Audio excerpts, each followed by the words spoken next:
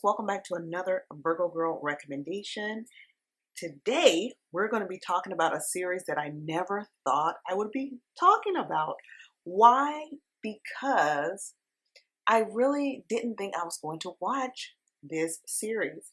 And the reason why is because there's only so many times you can redo a show and it's good. Normally it starts to get kind of corny, especially generally the first one is the best.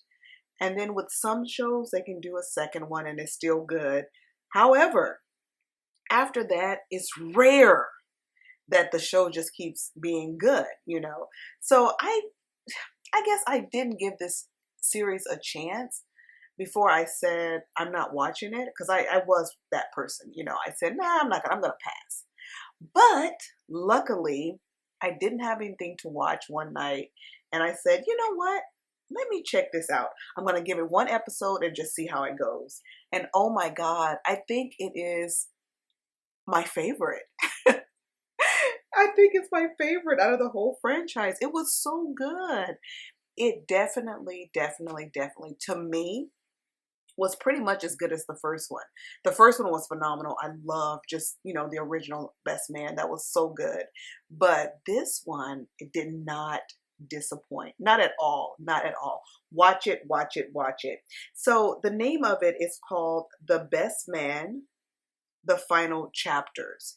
And the reason why they're saying the final chapters is because we get to see their lives like kind of pick up where the last one left off, the last Best Man, because they've done a few, sequels. So basically they pick back up and they finish out these people's the best man. Like, I guess what they're saying is we're not going to get any more. So they're finishing it out, and boy, was this a smart idea. The reason why it was a smart idea is because they did a great job. Now, had this sucked, it would have been a horrible idea. And it was what I was thinking in my head, like, oh my gosh, why are they doing this? Why don't they just come up with something original? Why do they keep remaking? But I was wrong. And this is kind of making me want to go visit some other things that I've kind of like said I didn't want to watch. But that's neither here nor there. Let's get back into The Best Man, the final chapters. So what we have is them all grown up now, because like on The Best Man, they were still young, like new in their careers and just starting to get established. And I believe that was back in 1999. So we're talking about like 20 something years ago. So we have them now as adults. They have children. They're married. It's kind of fun. It's an amazing thing to see. Now we've seen this in prior Best Men, the Best Man sequels, but on this one, it's just a little bit more in depth because they have more time because it's chapters. So it's like a mini series. So they have time to kind of like let everything kind of play out. They're able to develop the characters a little bit more. You learn more about them, their children, their spouses, their likes, their dislikes, etc., etc. You also get to see a more vulnerable side of all the cast. So this one was, oh my gosh, I can't even express how amazing it is that they did this. Now, they did touch on a few things that I thought made it like more modern. And I picked up on that right away. They definitely added the social media element. They added the influencer element because, that's really big now. They also added in the LGBTQ plus community. They added an element of that. And also kind of, I like the way they did it. So basically they showed the side of, having a parent that's not understanding. And then they show like a side of having a parent that's understanding to a small degree. They showed that a little bit, but they also showed like people who, they kind of dug into like non-binary a bit. And so they did touch on that side as well. They also touched a little bit on women, which I like this part. They touched on women who were married, but they didn't feel like they were seen at all, and how that felt and what it looked like, play out for them and how it affected their marriage and, the way they dealt with their partners. It also showed the side of the man too, like men too, who feel that they aren't seen, like they're just there to pay the bills and no one respects them and they're not seen for being the provider or being, like the head of the household or whatever their role is in that particular, home. They felt like they weren't seen in their position, if you will. Then they also talked about women. They showed the side of a woman who chooses a career as opposed to getting married and having kids, and what that looks like when you're past the age possibly of having children. Like, what does it look like if you just go ahead and dedicate your whole life to being a boss as a female, but you don't have children, you don't get married? What does that look like when you're at an age where you can't have children?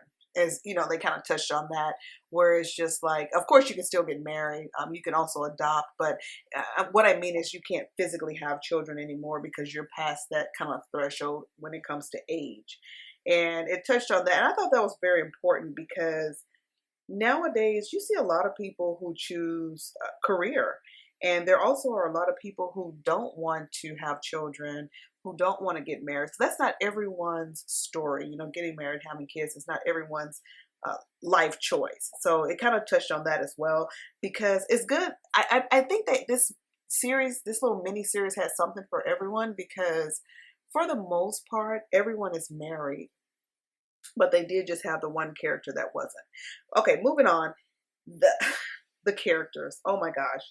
First of all, can I just say it's rare that we come back 20 years later in Hollywood and we have everyone still looking fantastic. No one looks cracked out or strung out on drugs or like a drunk or, it's just everyone looks like they've been taking care of themselves. It's what I'm trying to say in a nutshell. And that's rare because that many people, you would think like at least one would be like, kind of like, man, what happened to that person? They look like they're like 100 years old, but everyone looks amazing. And when I say amazing, I mean amazing. And Morris Chestnut, I don't know what his regimen is, but his body is phenomenal. Oh my God, his body is crazy. At any rate, everyone looked great. Everyone. And I do mean everyone. A shocker for me, the person who really captivated me and who became my instant fave is someone that I didn't particularly look at in in the other series. I'm sorry, in the other movies. I liked her. I thought she was funny, but she wasn't like my favorite and she didn't stand out as much as she did in this little mini series. And that is Shelby. Her real name is Melissa DeSouza. Man, her character, I loved. Loved. I just loved everything about her character. I loved how because she was always like the annoying, overbearing girlfriend, and she was just always over the top, doing a lot. But for some reason, on this one, they made her a little bit, even in the beginning, just something about her just pulled me in, and they made her a little like more likable as well on this particular series. And like especially like towards the middle and the end, but in the beginning she was the same old Shelby, but she was hilarious, and everything she was doing, it was just funny. It just so funny with her. And I remember, because it's been a while since I watched The Best Man, but I do remember her and Terrence Howard, they ended up in bed together on the ending of one of them. So I was just trying to figure out like, what in the world, how is that going to play out? So they kind of like showed you how that played out, what happened between them, all these years, because it's been like 20 years now. They also showed, Morris Chestnut, his character Lance, of course, he lost his wife Mia, and it just showed him like basically being in shambles still, having a really hard time dealing with that. Sanaa Lathan and Taye Diggs, Harper Stewart, and Robin Stewart, they actually are married, and they have their family, and it shows they have this argument. Oh my gosh, it kind of reminds me of Marriage Story. It was so intense. I feel like when it comes to deep acting, that was like the only part in there that was like deep and moving. Like it really moved me because they seemed like they were really into it, and I could just feel the energy. There was a lot of energy in that. That was acting. Great job on that scene when they were arguing. As far as Murch, he same old Murch. You know, Murch is the one that was more sensitive. He actually was the one who dated Shelby initially, but he's kind of like the type of guy that's more like soft, and I don't know. They kind of say like he doesn't have a backbone, if you will. And he's married to Candace. Candace is a girl that was in the first uh, Best Man, she was a stripper. But now, you know, of course, she's a family woman and they're married. But it also shows him how he is dealing with his whole life being called like a man that is weak, you know, no power, let this woman run all over him. They touch on that. And it's kind of like sad to see that, you know, how much that bothers him. And I guess he's just been holding it in all these years. It also touches on women. Okay, it shows like women who basically in their relationship, they don't feel like they're getting, you know, their husbands are kind of ignoring them or not giving them what they want. And it shows how they kind of like not really, it didn't really show anyone like actually acting on it, but it did show this one of the ladies, you know, just being having crushes on people, you know, just because it's like in their head they're like entertaining the idea of someone else because they aren't getting what they want at home. And it kind of shows you like what that looks like when a person isn't getting what they need from their spouse. And that was amazing. Just the camaraderie, you know, between everyone was great. It just sounded they had a great time, you know, making the movie, the series. And then also it just made me think like, wow, friendship is so important because when you lose, it shows like how one of the guys was kind of like estranged from his father. Not really estranged, but didn't have the best relationship with his father. And it just shows how your friends, no matter what, you know, you have your friends. Even when your family is not there, when you have a solid group of friends like that, it's like a family. And that's what, you know, I got out of this. Like watching this, it just made me think of how important it is to have good solid friendships because they last. When they last, they last. And those people are going to be there for you through your ups and downs, even when you have disagreements with your friends and, you know, you may be upset with them for whatever reason. True friendships just stand the test of time. And it showed that how like, even with them, when maybe they weren't speaking to one of the friends, you know, maybe some of them were upset with each other, they weren't speaking or whatever. When a time came when the time was, well, I'm like thinking about the movie. I'm trying not to say the wrong thing because I don't want to give it away. But basically, whenever there's a need for help, they put everything aside, their differences aside, because, you know, this is family. These are my friends. Their friendship was like a family.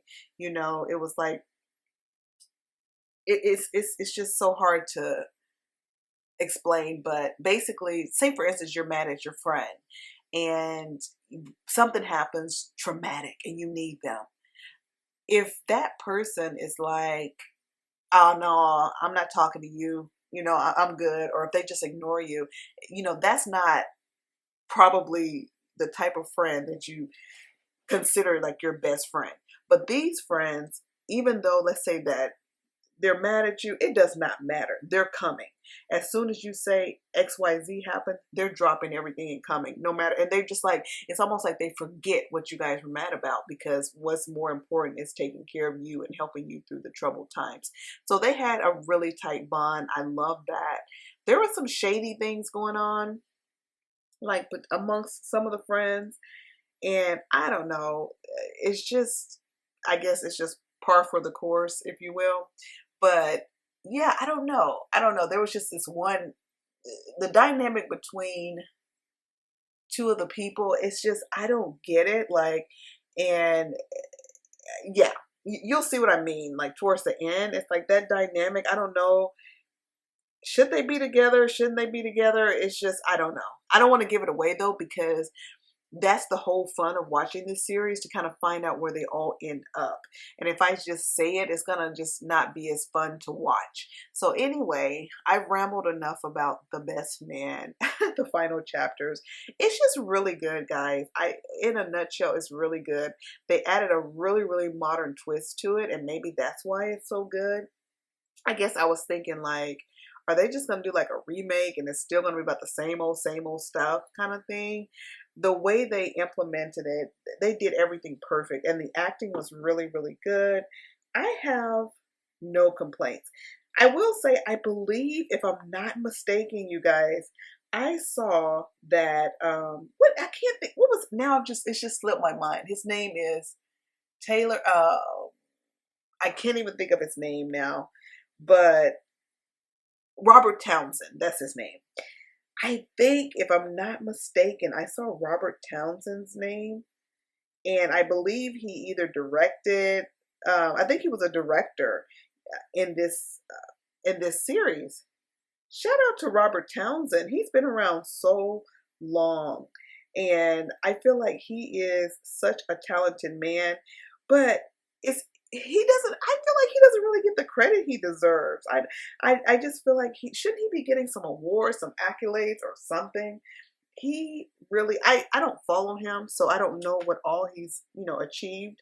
And it's like, but I never really hear about them. Maybe that's what I should say. I haven't really heard about a lot of achievements. And I think this man is super talented, Robert Townsend. He's been out since like the 90s.